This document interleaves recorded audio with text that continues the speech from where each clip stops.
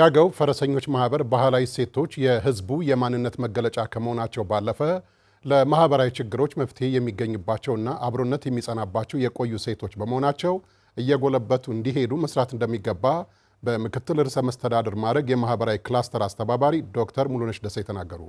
86ኛው የአገው ፈረሰኞች ማህበር ዓመታዊ ክብረ በዓል አካል የሆነው የአገው ባህልና የማህበራዊ ትውን ጥበባት ሲምፖዚየም ተካሂደዋል። በቃሉ ፈረደ በሲምፖዚየሙ ንግግር ያደረጉት የእንጅባራ ዩኒቨርሲቲ የማህበረሰብ አገልግሎት ምክትል ፕሬዝዳንት ዶክተር ክንዴ ብርሃን የአገው የፈረስ ባህል ማህበረሰባዊ ትውን ጥበባትን አጠቃሎ የያዘ መሆኑን ጠቅሰው ሲምፖዚየሙ ቅርሱን በዩኔስኮ የሰው ልጆች ወካይ ቅርስነት ለማስመዝገብ እየተከናወኑ ባሉ ተግባራት ዙሪያ ግንዛቤ የሚፈጥር መሆኑን ተናግረዋል።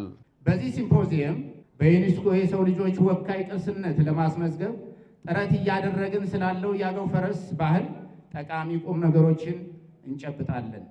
እንደ ዩኔስኮ 2003 ዘገባ የአገው ፈረስ ባህል በውስጡ ማህበራዊ ክዋኔዎችንና ስነ ስርዓቶችን፣ ሀገረሰባዊ ትውን ጥበባትን፣ አፋዊ ትውፊቶችንና መገለጫዎችን፣ የተፈጥሮ ዕውቀት እና ትግበራን፣ ዕደ ጥበባዊ ዕውቀቶችንና ክህሎቶችን የያዘ ምድብ ነው። የአዊ ብሔረሰብ አስተዳደር ዋና አስተዳዳሪ አቶ ቴዎድሮስ እንዳለው በበኩላቸው የአገው የፈረስ ባህል በዓለም አቀፍ ደረጃ እንዲመዘገብ በባለድርሻ አካላት እየተሰራ ያለው ስራ መልካም መሆኑን ገልጸው ማህበሩን ወደ ተቋምነት ለማሸጋገር የሚያስችሉ ተግባራት እየተከናወኑ መሆኑን ተናግረዋል። ይህ የፈረሰኛ ማህበር መላው ባህሉ የዓለም ቅርስ እንዲሆን በዩኔስኮ ለመመዝገብ ብዙ ጥረቶች በታከሉበት ወቅት ላይ የምናከብረው ስለሆነ ይሄ ትልቅ አክብሮትና ምስጋና ታጅቦ የምናከብረው ክብረ በዓል ይሆናል ማለት ነው። የሲምፖዚየሙን የመክፈቻ ንግግር ያደረጉት በምክትል ርዕሰ መስተዳድር ማዕረግ የማህበራዊ ክላስተር አስተባባሪና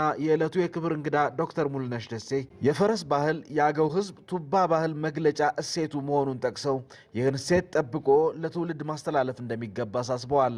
ፈረስ ለአገው ሕዝብ ኢኮኖሚያዊና ማህበራዊ ክዋኔውን የሚያከናውንበት የሚያሰናስልበት ሀዘኑን አጅቦ ደስታውን አጅቦ በቅጡ የሚያከናውንበት ከምንም በላይ ደግሞ ችግር ሲፈጠር መፍትሄ የሚያበጅበት ወገን ሲቸገር የሚረዳዳበት ሲታመም ተባብሮ የሚያሳክምበት ሰላም ሲያጣ ከቤተሰብ ከእህት ከወንድም ጀምሮ እስከ ሀገር ድረስ የሰላም ጦት ሲኖር ያንን መፍትሄ ለመፈለግ የሚመክርበትና ውጤትም እያስመዘገበበት የተጓዘው በዓሉና ባህሉ ስለሆነ ይህንን ባህል የበለጠ እንዲበረታና እንዲጠነክር ደግሞ የበኩላችን አስተዋጽኦ ማድረግ የሚጠበቅብን ይሆናል ማለት ነው። ሲምፖዚየሙ የአገው ሕዝብ ታሪክ እና ባህል ሳይዛባ ለዓለም እንዲተዋወቅ ግንዛቤ የሚፈጥር ከመሆኑን ባለፈ ማህበራዊ ግንኙነትን የሚያጠናክር መሆኑን የሲምፖዚየሙ ተሳታፊዎች ተናግረዋል።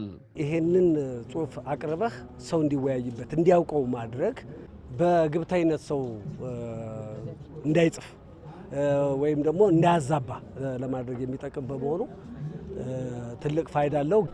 ሲምፖዚየሙ እንግዲህ እንደሚታወቀው ከብዙ ቦታ የመጡ ታዳሚዎቻችን አሉ። እርስ በርስ የመገናኘትንና እንዲሁም ደግሞ ማህበራዊ ሪሌሽንሺፕን ያጠናክራል የሚል አንድምታ ነው ያለው። ስለዚህ ባህሉ የበለጠ እንዲተዋወቅ በር ይከፍታል ማለት ነው። የአገው ፈረሰኞች ማህበር ባህላዊ እሴቶችን በመጠበቅና ተቋማዊ አደረጃጀቱን በማዘመን ለቱሪዝምና ለማህበረሰባዊ ትስስርና አብሮነት እንዲውል በትኩረት እንደሚሰራ ተመላክቷል።